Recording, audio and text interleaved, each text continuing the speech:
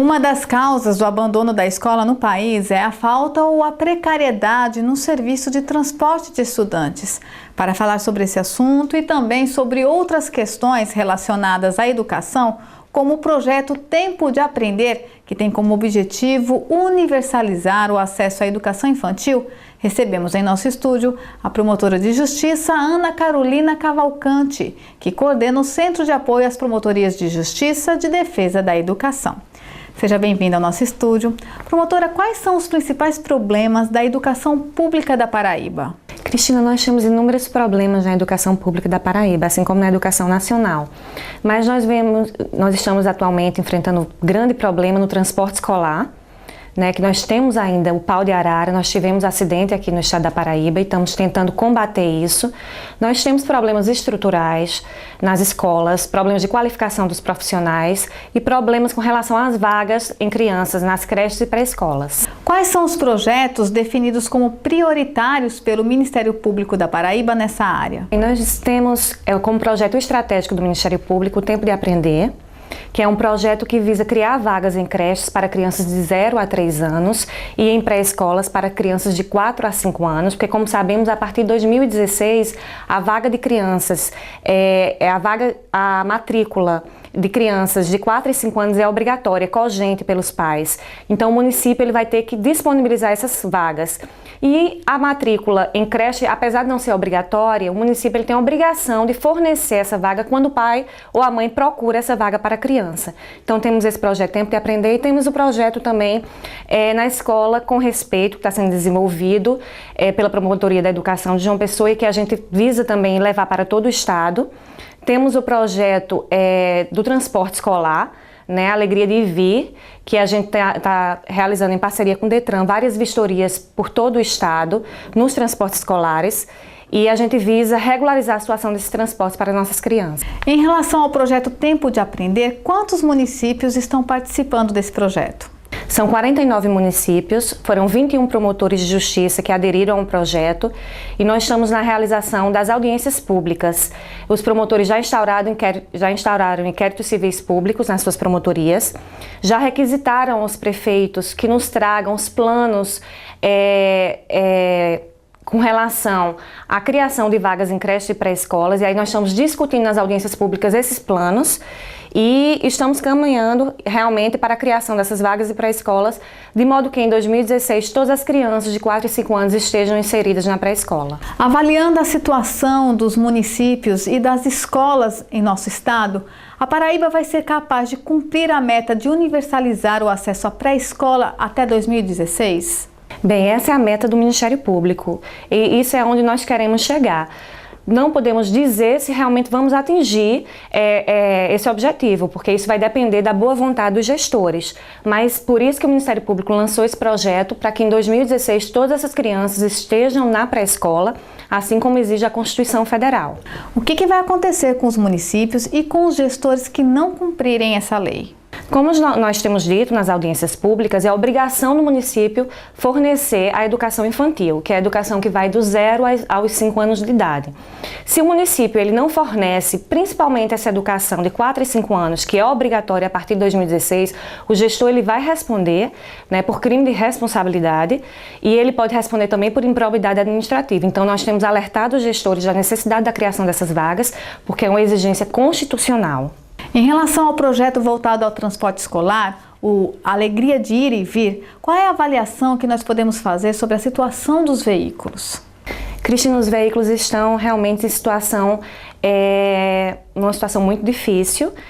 A grande maioria dos veículos estão irregulares, em situação irregular, porque não estão adequados às exigências legais. 90% dos veículos vistoriados, mais de 1.100 veículos, estão irregulares, então eles têm que se adequar para que os municípios, os gestores dos municípios, eles não sejam responsabilizados. Quando é detectado que o veículo é impróprio ou inseguro para o transporte de estudantes, o que é feito? Olha, quando o veículo é inseguro, a orientação que nós demos ao Detran, porque o Detran ele tem poder de polícia, ele pode apreender do veículo no ato da vistoria. Agora, a orientação que nós demos ao Detran é o seguinte: para que essas crianças não fiquem sem aula, porque como 90% dos veículos vistoriados eles estão em situação irregular, todos seriam apreendidos e nossas crianças ficariam sem aula. Então, a orientação que nós demos é exatamente que eles apreendam os veículos que apresentam risco às crianças e os demais eles concedam prazo para que o município regularize esses veículos. Existe algum dado que mostre quanto que representa percentualmente esses veículos que oferecem risco? Não, com relação aos que oferecem risco, não. Esses veículos realmente que oferecem risco foram afastados, é a grande minoria.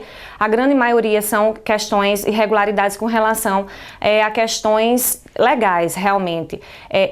Faltas de exigências legais, ou um tacógrafo quebrado, ou uma pintura que não está adequada, ou um motorista que não tem o curso de habilitação para transporte escolar. Então, são questões secundárias, mas que não deixam de ser muito importantes porque estão previstas na lei e têm que ser cumpridas pelo gestor.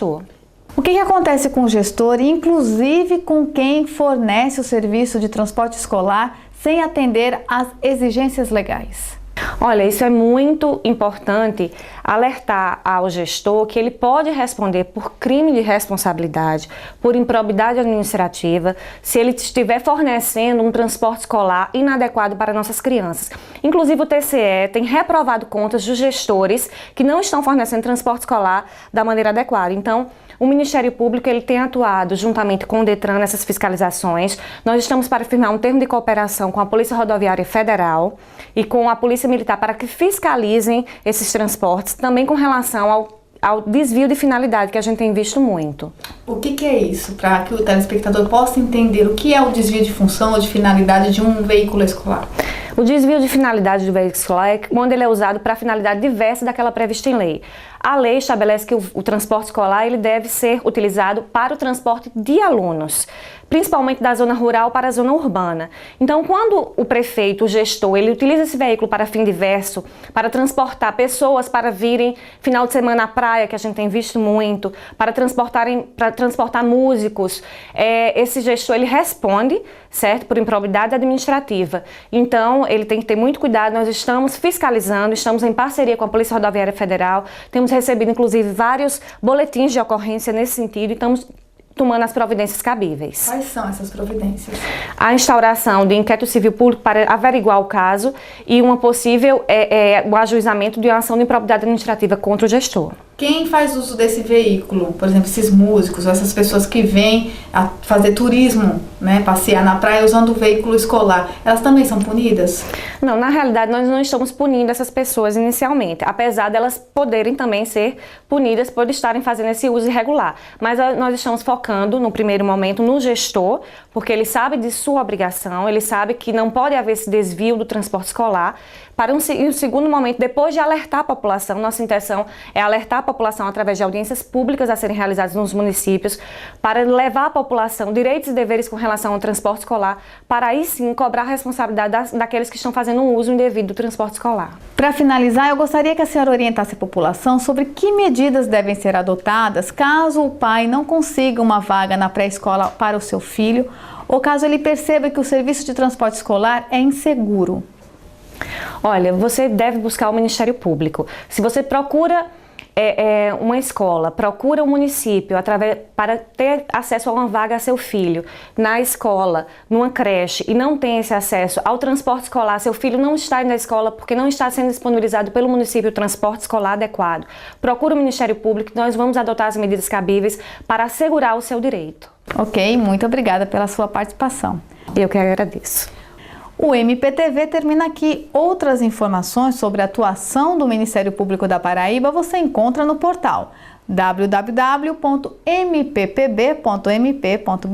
Até o próximo programa.